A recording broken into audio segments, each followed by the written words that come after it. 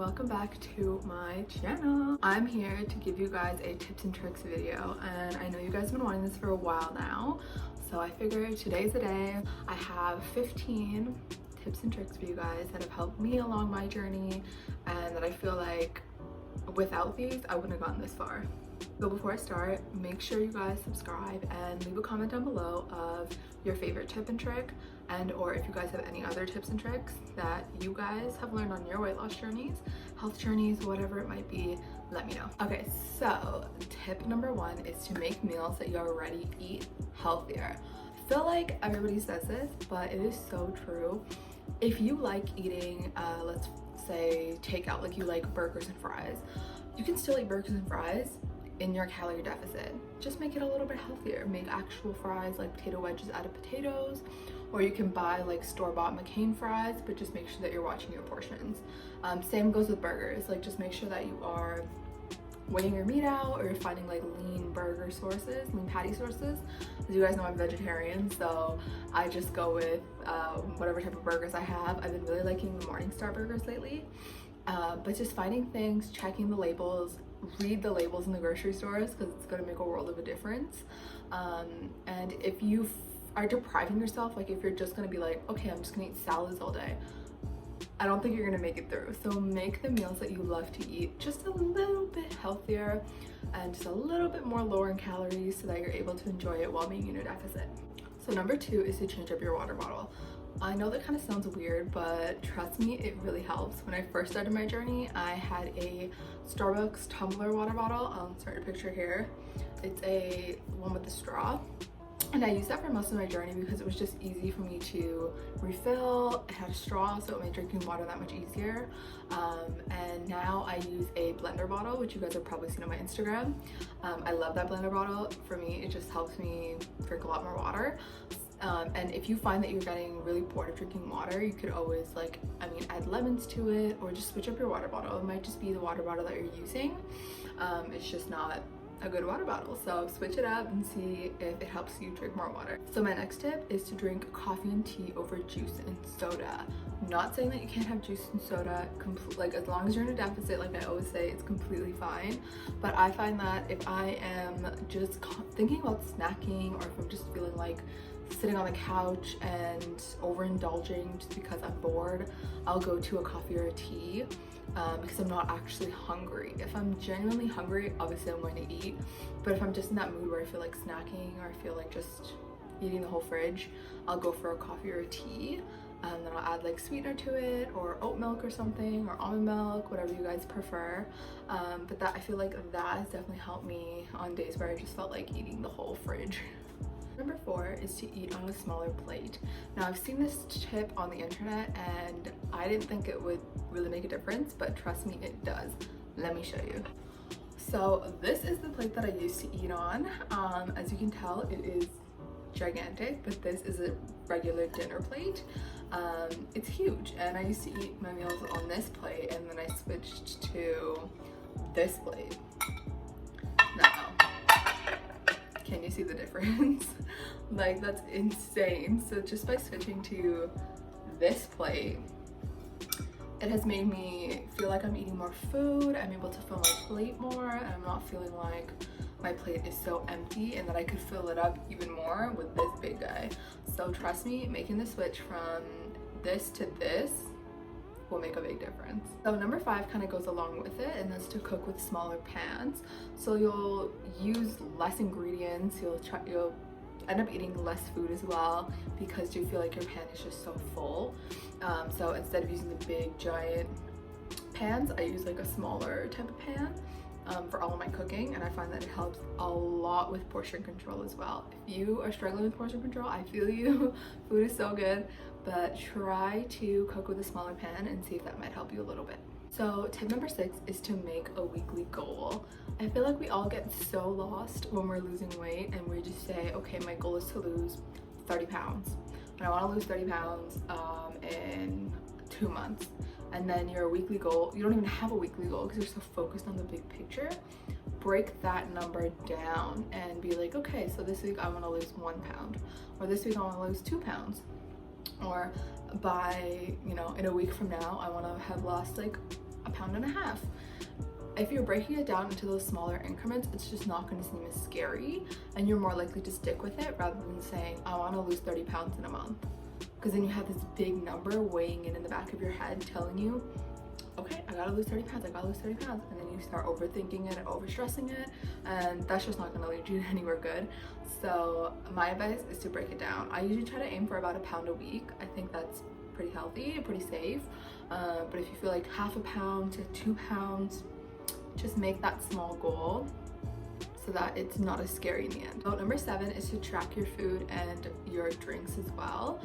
I mean, this goes without saying, you guys know I track my calories, and I always have throughout my journey. It's just easier for me to see how much I'm eating, and it keeps me more accountable. So I would say if you're just starting your journey, get a calorie tracker. The one that I use is called Lose It. My favorite, preferred over any other calorie tracker that I've tried. Lose It is the best. Not only is it easy, but it's also super simple to use, and it's just fun. Like, they have little pictures and little emoticons. It doesn't feel like I'm calorie tracking, which is awesome. So I will leave a link below to Lose It if you guys want to download it. Try it out, see if you like it, but it's my preferred calorie tracker. It just helps like show me the whole day, what I'm eating. It remembers your meals as well, which is so helpful. If you eat the same thing every day like me, then you can just keep adding the same meals from yesterday, which is awesome. So don't forget to track your food and your drinks, okay? I also recommend getting a food scale. This is the one that I use. It's by AccuWeight. It's a little bit dirty because we use it all the time. I love this one because it has different weight settings as well. So there's like kgs, pounds, ounces, and grams.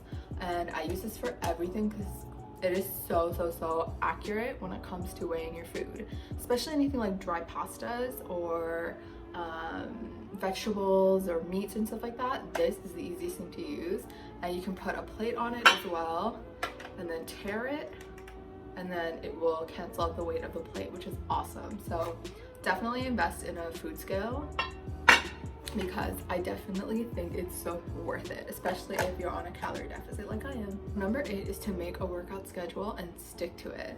If you are telling yourself, okay, I'm gonna start working out tomorrow, okay, I'm gonna start on Monday, are you ever really gonna start? Like, just start today. Even if it's 10 p.m. at night and you feel like, you know what, I wanna work out, do it. Start as soon as possible, because the minute that you start, the closer you're gonna get to your goal. So if you can just tell yourself, okay, I wanna work out 3 times a week for 30 minutes, perfect. Write it down in your phone, write it on a piece of paper, schedule in that time for yourself so that you can hold yourself accountable rather than saying, okay, I want to work out 3 times a week for 30 minutes. I'll start tomorrow, maybe I'll do it on like Wednesday, and then you just never hold yourself accountable to it. Number 9 is that small changes make a huge difference, and it is so true. Switching the type of bread that you use, switching the type of desserts that you eat, switching the amounts of food that you eat, smallest changes make a big difference. So what I have done is like really check out the labels, make sure that what I'm eating is a whole food, complex carbs, it's got things in it that will fuel my body in the right way.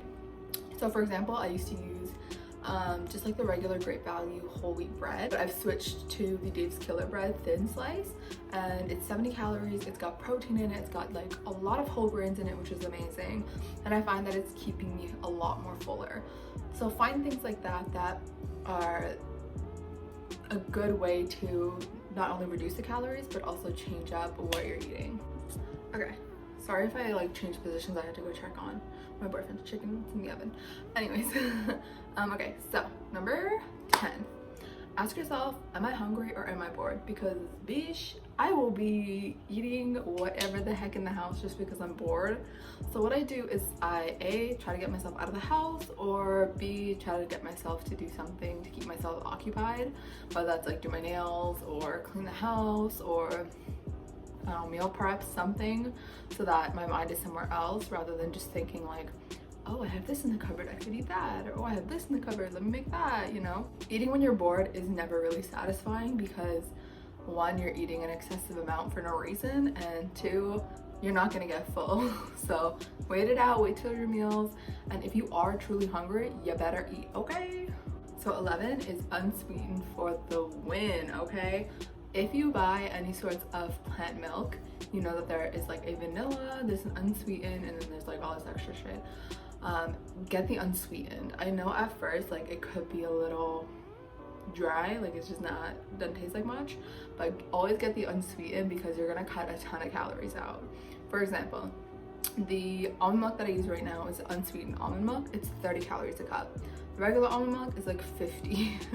So even that, I think the regular is like 90. So that's insane. Like that's an insane amount of calories that you're going to be cutting out just by going with the unsweetened. You'll get used to the taste after a while, and you know what? Gotta do what you gotta do. Gotta cut out the extra calories. So always go for anything that is unsweetened. If you feel like you need a little sweetness in your life, you could always add some monk fruit sweetener, which is the sweetener that I like to use, just because it doesn't have that like sweetener aftertaste to it. So if anything, try out a sweetener if you wanted something just a little sweet. So number 12 is to enjoy the things that you want to eat while in your deficit.